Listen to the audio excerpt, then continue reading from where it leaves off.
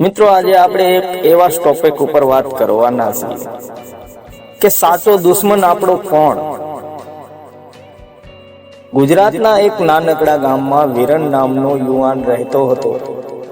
વિરન મહેનતુ હતો, સપના મોટા હતા, પણ જીવનમાં એક જ સમસ્યા હતી. તેને હંમેશા લાગતું કે દુનિયા તેના વિરુદ્ધમાં છે. ગામમાં કોઈ આગળ વધે તો તેને લાગતું આ તો મારી સામે છે. કોઈ સફળ થાય તો કહેતો મારું નસીબ ખરાબ છે. લોકો મને આગળ વધવા દેતા નથી. એક દિવસ વિરન ખૂબ નિરાશ થઈ ગયો.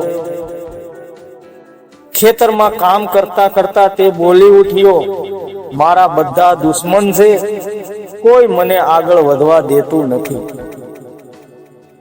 એ વખતે ત્યાંથી પસાર થતા એક વૃદ્ધ સંત તેને જોઈને ઊભા રહ્યા. સંતે હળવા સ્મિત સાથે પૂછ્યું, બેટા, કોણ છે તારા દુશ્મન? વિરેન ગુસ્સાથી બોલ્યો, મારું ગામ, લોકો, મારી પરિસ્થિતિ, બધું જ મારા વિરુદ્ધ છે. સંત થોડું હસ્યા અને કહ્યું, કાલે સવારમાં મારી પાસે આવજે, હું તને તારા બધા દુશ્મન બતાવી દઈ. આગળનો દિવસ વિરન સવારમાં ઉત્સુક થઈને સંત પાસે ગયો. સંતે તેને એક શાંત તળાવ પાસે લઈ ગયા. તળાવનું પાણી એકદમ સાફ હતું. સંતે કહ્યું, આ પાણીમાં જો અને તારા દુશ્મનને ઓળખ. વિરેન પાણીમાં જોયું અને પોતાનું પ્રતિબંધ દેખાયું. તે ગુસ્સે થઈ બોલ્યો, મજાક કરો છો? અહીં તો હું જ દેખાઉં છું.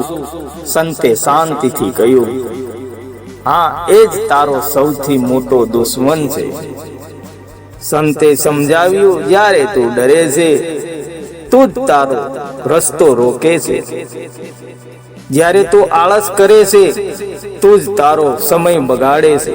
જ્યારે તું બીજાને દોષ આપે છે, તું ક્યારેય આગળ નથી વધતો. વિરન થોડો શાંત થયો. સંત આગળ બોલ્યા, બહારના લોકો નહીં, તારા અંદરના ડર, આળસ અને નકારાત્મક વિચાર જ તારા દુશ્મન છે. બદલાની શરૂઆત. તે દિવસે વિરેને નક્કી કર્યું, હવે તે બીજાને દોષ નહીં આપે. સવારમાં વહેલો ઉઠતા લાગ્યો, ખેતરમાં મહેનત વધારી, નવા વિચાર લાવ્યો અને સૌથી મહત્વની વાત, પોતાના મનને કાબુ રાખ્યું. શરૂઆતમાં મુશ્કેલી આવી, પણ ધીમે ધીમે બદલાવ દેખાયો. તેનું મિત્રો પરિણામ, એક વર્ષ પછી વિરેનનું ખેતર ગામમાં સૌથી સારું બન્યું. લોકો તેની મહેનતની પ્રશંસા કરવા લાગ્યા. જે લોકો તેને દુશ્મન લાગતા હતા, એ જ લોકો હવે તેની મદદ કરવા લાગ્યા. વિરેનને સમજાઈ ગયું, દુનિયા બદલાઈ નથી, હું બદલાયો છું. મિત્રો, સ્ટોરીનો મેસેજ, સાચો દુશ્મન બહાર નથી હોતો, સાચો દુશ્મન આપણા અંદર છુપાયેલો હોય છે. જો આપણે પોતાને જીતી જઈએ તો દુનિયા આપોઆપ જીતાઈ જાય છે. વિરન હવે બદલાઈ રહ્યો હતો, પણ અંદરનું યુદ્ધ હજુ પૂરું થયું નહોતું. એક સાંજના સમયે ખેતરમાં કામ પૂરું કરીને વિરન એકલો બેઠો હતો. હળવો પવન ચાલતો હતો, પણ તેના મનમાં વિચારોની આંધીઓ ચાલતી રહી હતી. શું હજુ સાચે હું બદલાઈ રહ્યો છું કે હું ફરી પહેલા જેવો થઈ જઈશ? એ સમયે અંદરથી એક અવાજ આવ્યો, તું નહીં કરી શકે, તું ફરી હારી જાશ. વિરેન ચોંકી ગયો. આ અવાજ કોઈ બહારનો નહોતો, એ તો તેના પોતાના મનનો હતો. મનનો ખેલ. બીજા દિવસે સવારે વિરેન કામ કરવા ઉઠ્યો, પણ મન કહે, આજે આરામ કર, કાલે કરી લઈ. થોડા સમય માટે તે પથારીમાં પડી રહ્યો, પણ તરત જ તેને સંતની વાત યાદ આવી. આળસ તારો દુશ્મન છે. વિરન તરત ઉઠી ગયો. તે દિવસથી તેણે એક નિયમ બનાવ્યો, મન જે કહેશે તેનો વિપરીત કરવું. જો તે ખોટું હોય તો. ગામમાં એક દિવસ મોટી મુશ્કેલી આવી. ભારે વરસાદના કારણે ઘણા ખેતરોમાં પાણી ભરાઈ ગયું. લોકો ગભરાઈ ગયા. ઘણા ખેડૂતો બેઠા રહી ગયા. હવે શું થશે? વિરેનના મનમાં પણ ડર આવ્યો, મારી મહેનત બગડી જશે. પણ આ વખતે તેણે ડરને કાબૂમાં લીધો. તે ગામના લોકોને એકઠા કર્યા અને કહ્યું, જો આપણે હંમેશા હિંમત નહીં કરીએ તો બધું ગુમાવીશું. એટલાય કે મજાક ઉડાવી આ હવે આપણને શીખવશે. પણ વીરેન અટક્યો નહીં. કર્મનો જવાબ. વીરેન એકલો જ પાણી કાઢવાનું કામ શરૂ કરી દીધું. ધીમે ધીમે 2 લોકો જોડાયા, પછી 4, પછી આખું ગામ બધાએ મળીને પાણી કાઢ્યું અને ખેતરો બચાવી લીધા. એ દિવસે ગામમાં લોકો પ્રથમવાર સમજ્યા, વીરન હવે પહેલાનો નથી રહ્યો. સાચી જીત. મિત્રો, સાંજના સમયે વીરેન ભરી તળાવ પાસે ગયો. આ વખતે તેણે પાણીમાં જોયું, પણ હવે ચહેરા પર વિશ્વાસ હતો. તે સ્મિત કરીને બોલ્યો, હવે હું તારો ગુલામ નથી, હું તારો માલિક છું. બહારની મુશ્કેલી કરતા અંદરની લડાઈ મોટી હોય છે. જે માણસ પોતાના મનને જીતી જાય તે જ સાચો વિજેતા છે.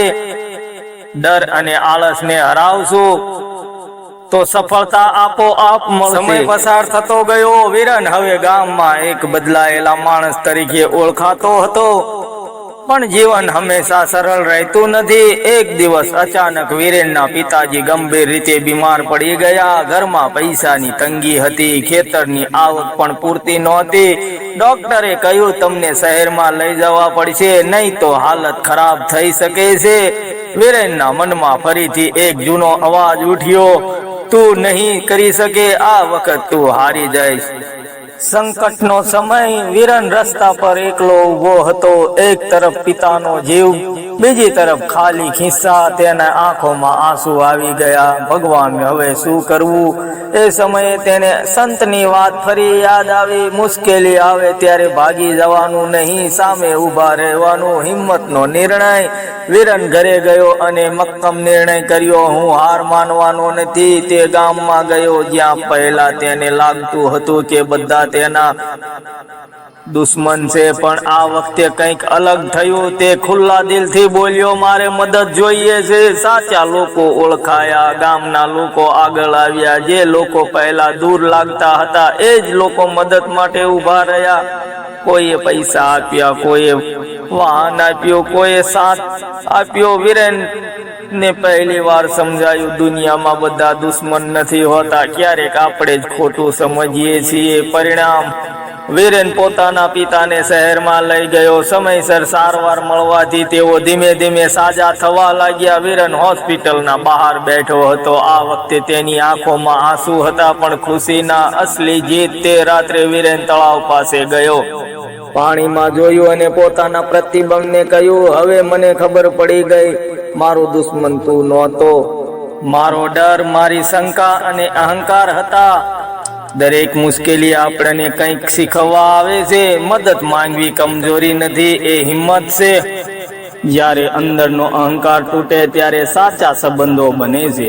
મિત્રો, સ્ટોરી સારી લાગી હોય તો લાઈક, કમેન્ટ, શેર કરવાનું ભૂલતા નહીં. મળીશું બીજા વિડીયોમાં. ત્યાં સુધી સૌને જય માતાજી.